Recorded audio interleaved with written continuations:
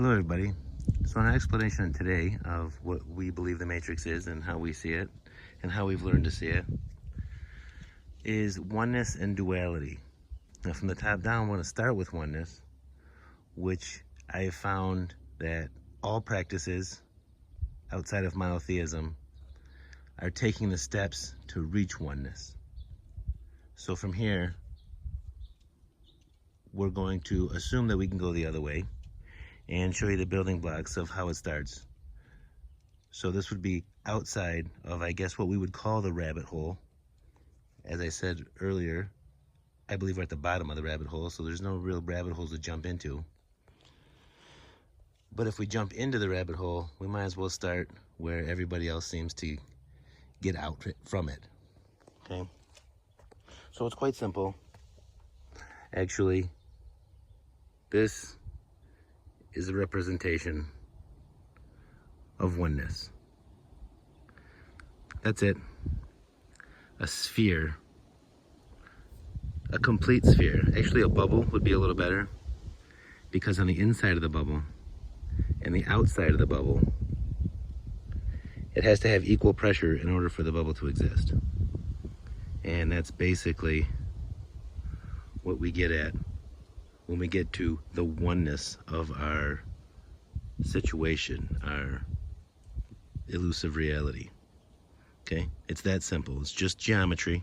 And if you don't want it to be geometry, I suggest you feel yourself, your center, which we're going to go over in a second, as part central or as part of a complete sphere that is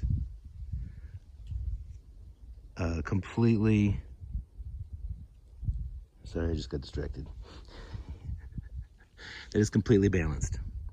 Okay, that's what I would suggest if you meditate or if you go into deep thought and things like that. So the next step to actually entering the rabbit hole is if we take one end. Remember, divine is always going to be perfect. So if one end of this starts to spin like a vortex, like water running down a drain, okay? The movement of that spinning and that vortices that moves down into the center of the sphere, okay? It's like consciousness looking in at itself, if you want to take that route. But as this is spinning and moving towards its center, the exact opposite position from the bottom is moving up from its position to the center. And they're perfectly equal to each other. Okay? Now we know what that is. And when that shape comes out, it looks something like this. And what we call that in mathematics is a torus. This is a really important point that we're going to make early on. Okay, this is what duality is. This is what the energy is. This is the waters. Now, we can say there's a top and a bottom, as we may have heard something similar to that. But in a torus, it's a little different, because the top spinning down into itself is moving in a clockwise motion. And if you turn it over, nothing has changed. So it's the same movement. But now we have something that we didn't have with the sphere called perspective. So now I can say that this energy that's spinning down into the center of the sphere is on top, because I can see it that way and I need to orientate my observation, and that would make this one below. And looking at this one spinning in a clockwise motion from this perspective, we would see this one spinning in a counterclockwise motion. But that is not true, because whichever one is whichever end, they're both spinning in a clockwise motion. That's important, because it's as above, so below kind of stuff. Okay? And what that means is it's still perfect. When we get to duality is the point where it reaches the center. And as long as you have a perspective outside of the center of this shape, you are pretty much observing duality. And what duality is, this is where all function begins. This is where our existence begins, in my opinion. This is my thoughts, not yours. Is when the top spinning down, from my perspective, and the top and the bottom spinning up reach together, they create friction. And what is friction? Well, friction is what our existence is. We'll get later on. We'll get into what those frictions are, which we're going to call frequencies. And there's going to be a little more on that later. But just understanding that this is our existence. This is what makes everything run. We've seen it in magnetism. We know that it's the Earth's magnetic field. And we also know, here's a note, I'm not affiliated with the Heart Math Institute, but they explain it very well on how our field, our energy field, like in the Matrix, that's what they're harvesting, our energy field, comes from our heart. It's the first thing to be created when our cells split, and it's the first thing. No one can live without a heart. You can live without other organs, you can live without other things, and we'll get to that later. But you, the center of you, who you are, what you are, is this shape, is the center of this shape. And you can be anything. There's lots of orientations, because this is a sphere, and there's lots of ways to block it. But if you're into this stuff, you'll hear about resonance patterns and dissonance patterns and things like that. People talk a lot about 5G and microwaves and phone waves and all that stuff, and that's great. And just to get it out of the way, the information that I'm sharing, yes, this is esoteric information, the way I see it, not the way I've been taught it, or not the way it's been brought to me. Yes, the cabal, the Illuminati, advertising agencies, governments, banking industries, everyone knows this. This is not unknown. That's why the name of the station is News to the Common Man. This is how our matrix, can be built within the matrix, but this is how ours works from my perspective. That's why I feel it's important to share. But when we look at this information, because everybody there's this demonizing thing going on these days, where everything's evil and things like that. This knowledge is just knowledge. Think of it like a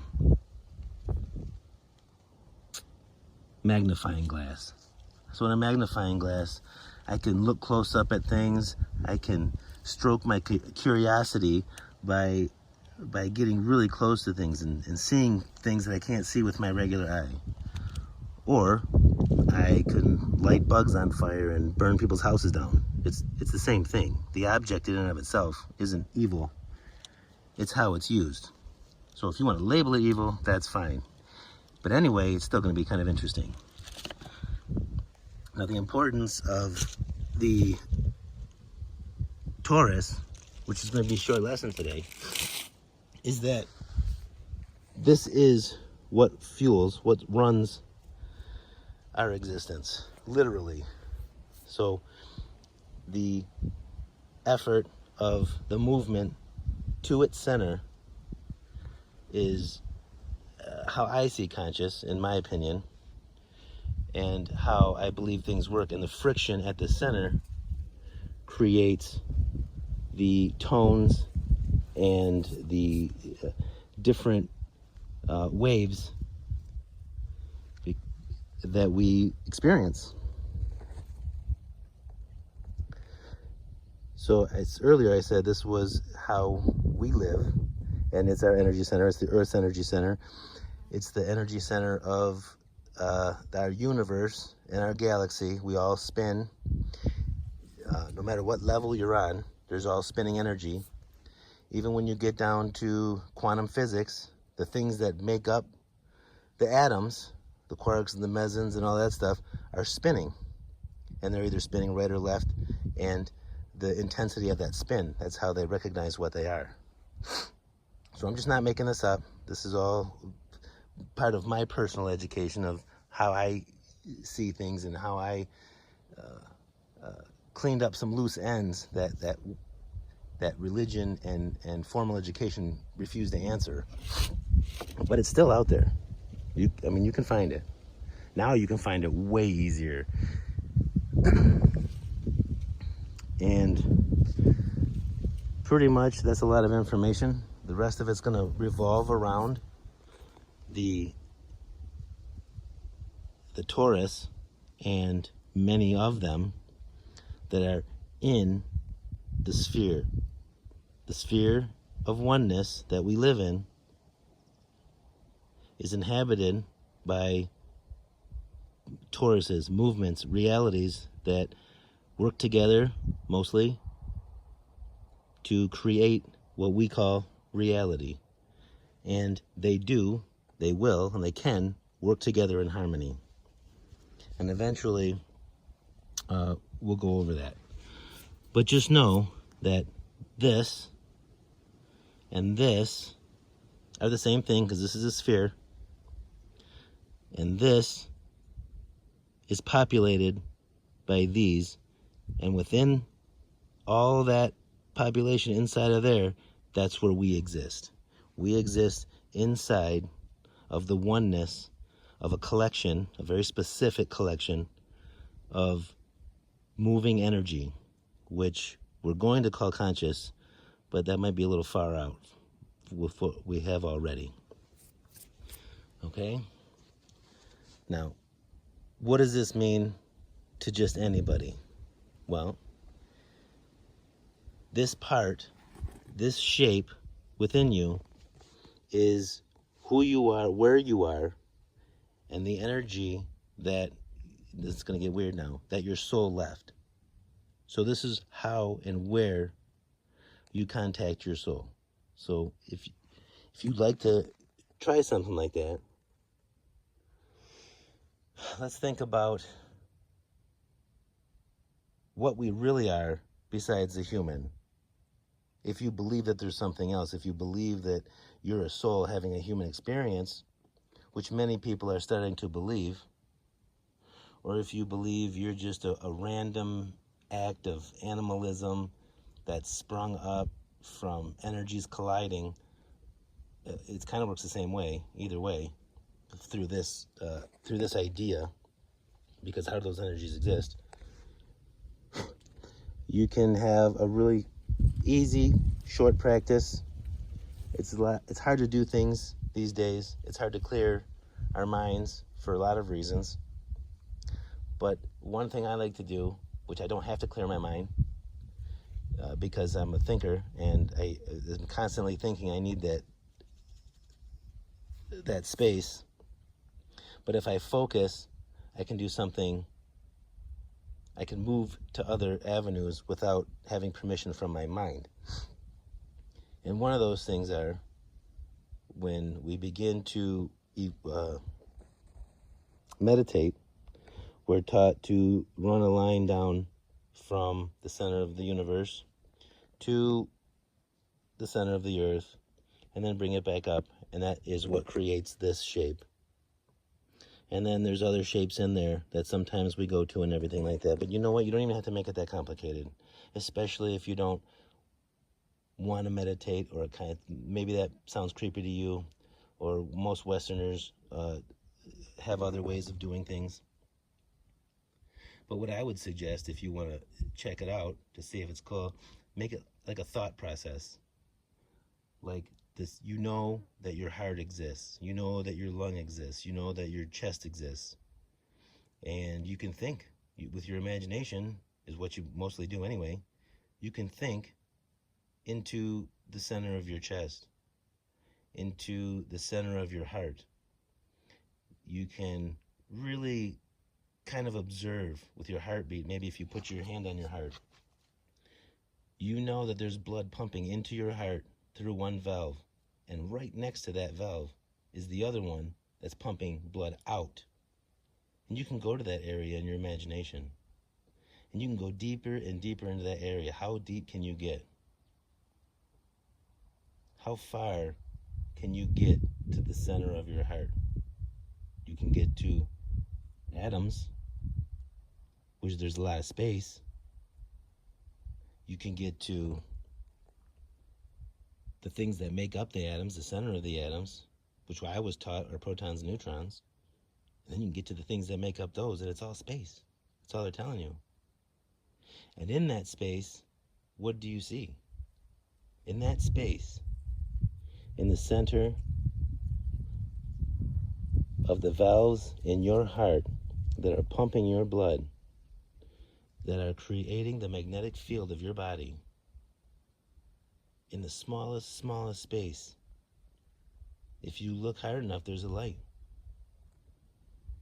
And if you don't see one, you can look a little bit, and you're either going to find one, and it might be at a distance, or you're going to realize that there may be something shrouding that. And that, don't get alarmed. It's okay. It's normal, actually. But you can still find that light.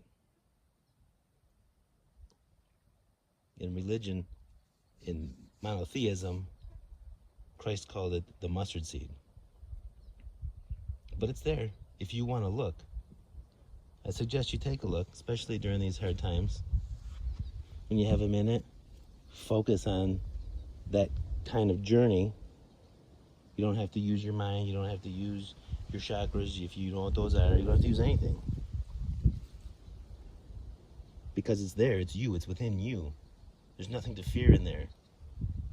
It's yourself. There's no badness going on. And others who you might follow have already suggested such a thing.